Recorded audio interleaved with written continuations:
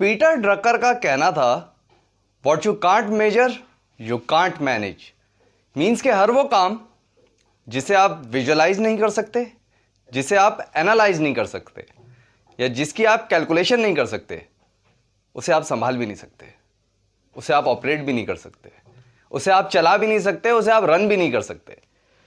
तो ये जो लीड टाइम, साइकिल टाइम और टॉक टाइम है, ये उन्हीं अप्रोचेस का पार्ट है जिसमें आप अपने ऑपरेशंस की और अपने काम की एफिशिएंसीज को मेजर करते हैं। बल्कि यूं समझ लें कि आप वक्त को कैलकुलेट करते हैं।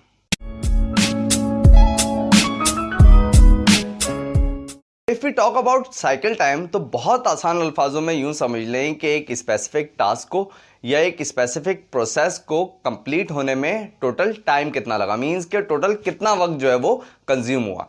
और इसी चीज़ को अगर हम मैन्युफैक्चरिंग के पॉइंट ऑफ व्यू से देखें तो यूं समझ लें कि एक सिंगल यूनिट ऑफ प्रोडक्ट को प्रोड्यूस होने में या मैन्युफैक्चर होने में टोटल कितना टाइम लगा from start to finish.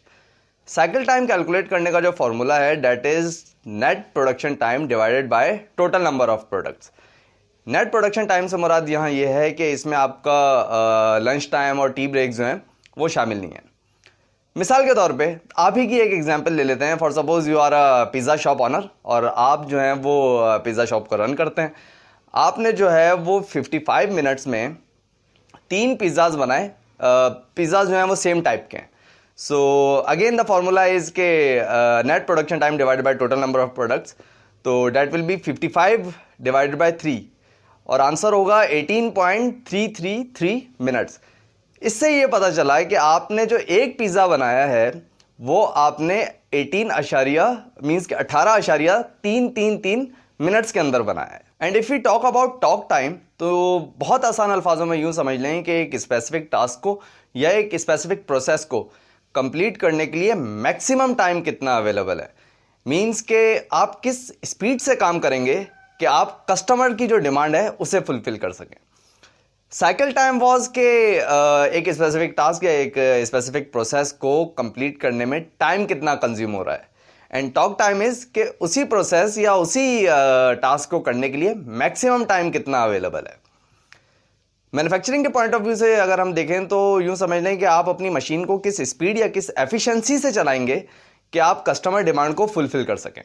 Talk time calculate करने का जो फॉर्मूला है, that is total maximum time available divided by customer demand. मिसाल के तौर पे अगेन हम आप ही की एग्जांपल ले लेते हैं यहाँ कि अगेन आप एक पिज़्ज़ा शॉप के ऑनर हैं और आप जो हैं वो आपके पास जो मैक्सिमम टाइम है दैट इज़ 55 मिनट्स और अब कस्टमर की डिमांड जो है वो 5 पिज़्ज़ाज है। तो जैसा कि फॉर्मूला है maximum time available divide by customer demand, तो 55 डिवाइड बाय 5 अगर आप करेंगे तो that will be equal to 11 minutes.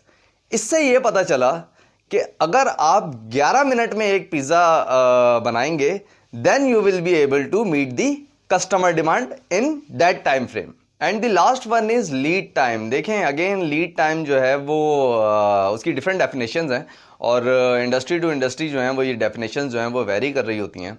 मिसाल के तौर पे if we take an example of manufacturing industry, तो मैन्युफैक्चरिंग इंडस्ट्री में वो इंटायर टाइम जो कि प्री प्रोसेसिंग मींस के आपकी प्लानिंग और पेपर वर्क टाइम, और प्रोसेसिंग मींस के your actual production time, and post processing means के dispatching of that product towards the customer, that is called the lead time. और lead time में और manufacturing में लीड टाइम का formula pre processing time plus processing time plus post processing time जो है वो consider किया जाता है। Supply chain point of view से अगर हम इसी लीड टाइम को देखें तो a time that starts when you place N order and ends when you receive that order, means के ऑर्डर प्लेस करने से ऑर्डर रिसीव करने तक के दरमियान के टाइम को जो है वो लीड टाइम कहते हैं। सो आज तक के लिए इतना ही, और मैं उम्मीद रखता हूं कि हमेशा की तरह इस वीडियो से भी जो है वो आपने कुछ ना कुछ नया ज़रूर सीखा होगा। सो आज तक के लिए इतना ही। Thank you.